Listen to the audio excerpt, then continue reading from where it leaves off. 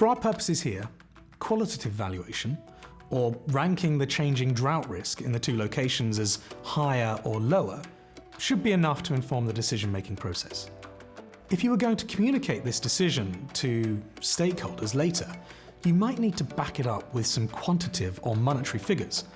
But for this initial internal meeting, qualitative is enough. The impact driver you have chosen is business water consumption. Now, we don't have data on the relationship between coffee and water in the two countries, but a quick search of academic literature shows us that to grow a ton of green beans, it takes just over 15,000 cubic meters of water in Ethiopia and only 6,000 in Vietnam.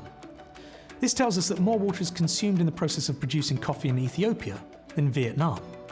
However, this doesn't necessarily mean that water shortages will be more likely in Ethiopia. To understand the impact of your direct operations on society, you need to know the context within which the water is being used. There are lots of tools available to do this, particularly around water impacts and dependencies. The Natural Capital Protocol Toolkit is now hosted on the MIT Shift platform and lists over 50 tools.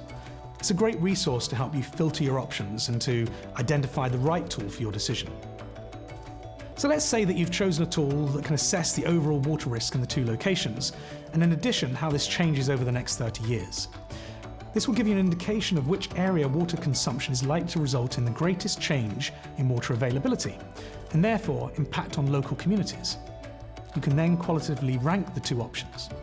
From the tool output, you can see that the site in Vietnam is subject to low to medium water stress, while Ethiopia suffers from a medium to high stress.